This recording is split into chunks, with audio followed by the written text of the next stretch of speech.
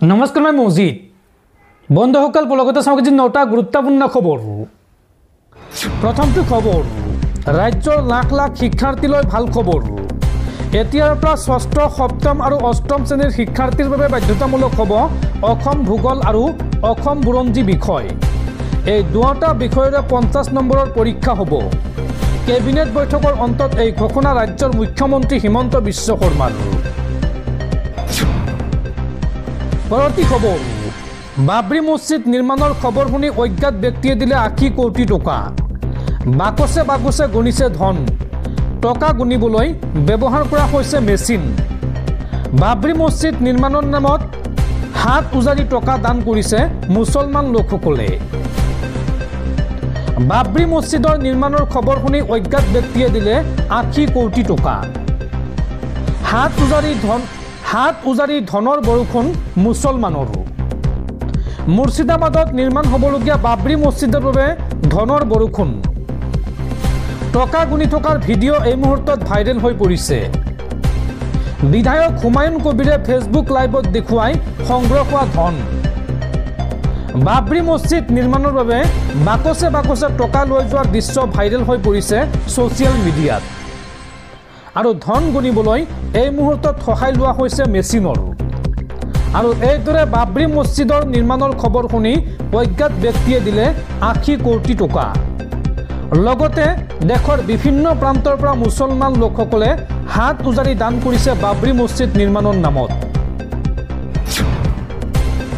পৰৱৰ্তী খবৰ জাপানত পুনৰ বৰ ভূমিকম্পৰ জোকাৰণি ৰিক্টাৰ স্কেলৰ 7.6 প্ৰাবল্যৰ ভূমিকম্পই জোকাৰি গ'ল জাপান আৰু এই ভূমিকম্পৰ পাছতে দেশখনত ছুনামিৰ হাই এলাৰ্ট জাৰি কৰা হৈছে 10 ফুট উচ্চতাৰ সাগৰীয় ঢৌ গতি কৰিছে উপকূল অঞ্চললৈ হুকাইডৰ পৰা 75 কিলোমিটাৰ নিলগত ভূমিকম্পৰ অভিকেন্দ্ৰ আৰু ভূগৰ্ভৰ পৰা 50 কিলোমিটাৰ অভ্যন্তৰত এই ভূমিকম্পৰ অভিকেন্দ্ৰ বুলি জানিব পৰা গৈছে বৰ্তমানৰ অজ্ঞাত এই ভূমিকম্পৰ ফলত হোৱা ক্ষয় ক্ষতিৰ পৰিমাণ দৰ্শকসকল আৰু বহুতো গুৰুত্বপূৰ্ণ খবৰ আছে তাৰ আগতে আপোনাক জনাও যে যদি আপুনি এতিয়ালৈকে এইটো ভিডিঅ'ত লাইক কৰা নাই তেন্তে এতিয়াই ভিডিঅ'টোত লাইক কৰি দিয়ক আৰু এনেকুৱা ধৰণৰ ভিডিঅ'সমূহ নিতৌ চাবলৈ চেনেলটো ছাবস্ক্ৰাইব কৰি কাষত থকা বেল আইকনটো প্ৰেছ কৰি ৰাখক পৰৱৰ্তী খবৰ 10 বছৰ বিজেপি চৰকাৰ থকাৰ পিছতো সমাধান কৰিব পৰা নাই বাঙালী লোকৰ সমস্যা বাঙালী লোকসকলক বাংলাদেশী সজাইছে চৰকাৰে ডি ফুটাৰ সমস্যাক লৈ এইবাৰ গৰজি উঠিল সাংসদ তথা APCCৰ সভাপতি গৌৰৱ গগৈ ডি ফুটাৰৰ সমস্যাক লৈ এইবাৰ গৰজি উঠিল সাংসদ গৌৰৱ গগৈ অসমৰ বাঙালী ডি ফুটাৰৰ সমস্যাক লৈ সৰব গৌৰৱ গগৈয়ে কয় যে 10 বছৰ বিজেপি চৰকাৰ থকাৰ পিছতো সমাধান কৰিব পৰা নাই বাঙালী লোকৰ সমস্যা বাঙালী লোকসকলক বাংলাদেশী সজাইছে চৰকাৰে বন্ধে মাতৰমৰ 150 বছৰীয়া জয়ন্তী সন্দৰ্ভত ভাষণ দিছিল গৌৰৱ গগৈয়ে আৰু এই ভাষণৰ সময়ত ডি ফুটাৰৰ সমস্যাক লৈ গৰজি উঠিল সাংসদ গৌৰৱ গগৈ অসমৰ বাঙালী ডি ফুটাৰৰ সমস্যাক লৈ সৰব গৌৰৱ গগৈ 10 বছৰ বিজেপি চৰকাৰ থকাৰ পিছতো সমাধান কৰিব পৰা নাই বাঙালী লোকৰ সমস্যা এই মন্তব্য গৌৰৱ গগৈৰ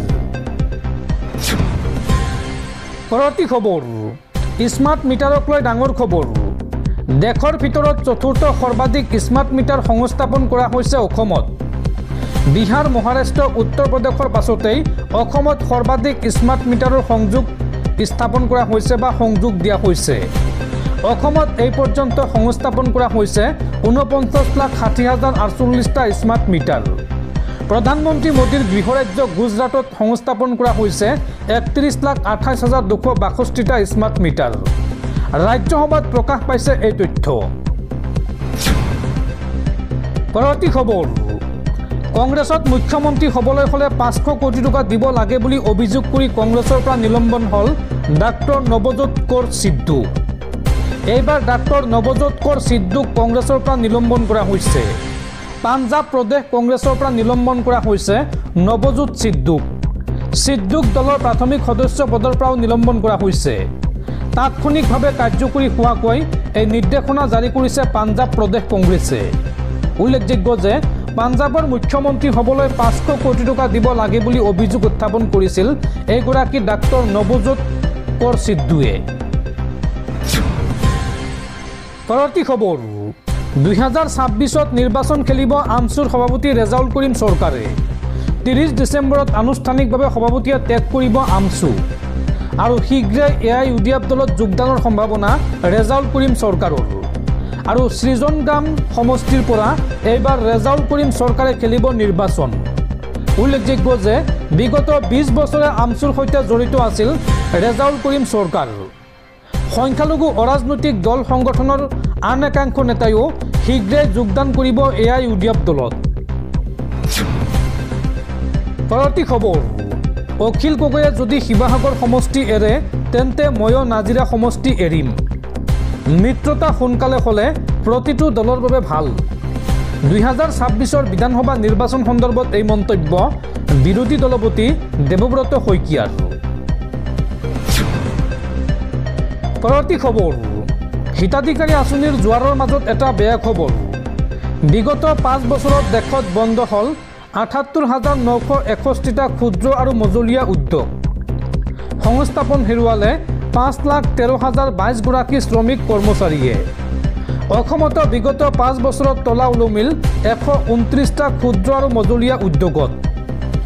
কেন্দ্ৰীয় চৰকাৰে এই তথ্য প্ৰকাশ কৰিছে ৰাজ্যসভাত। পৰৱৰ্তী খবৰ বিধানসভা নিৰ্বাচনৰ প্ৰাকক্ষণত কংগ্ৰেছত চূড়ান্ত স্থলন।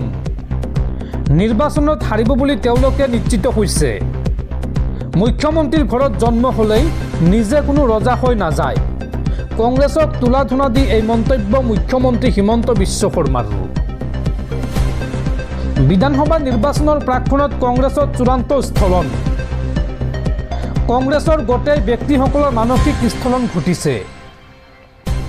নিৰ্বাচনত হাৰিব বুলি তেওঁলোকে নিশ্চিত হৈছে আৰু ইয়াৰ বাবে ছ'চিয়েল মিডিয়াত কংগ্ৰেছৰ অভদ্ৰামী চূড়ান্ত পৰ্যায় পাইছে।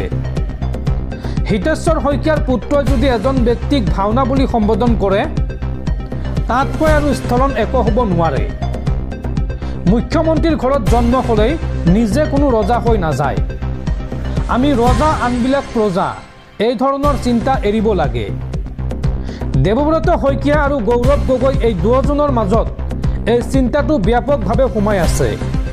এই মন্তব্য মুখ্যমন্ত্ৰী হিমন্ত বিশ্ব শৰ্মাৰ। পৰৱৰ্তী খবৰ পেন কাৰ্ড থাকিলে সাৱধান।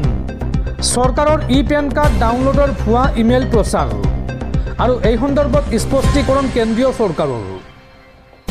চৰকাৰে দেশৰ নাগৰিকসকলক পেন কাৰ্ড ডাউনলোড কৰিবলৈ আহ্বান জনোৱা বুলি বহুলভাৱে প্ৰচাৰিত এটা ইমেইলৰ সত্যতা কেন্দ্ৰীয় চৰকাৰে অস্বীকাৰ কৰিছে।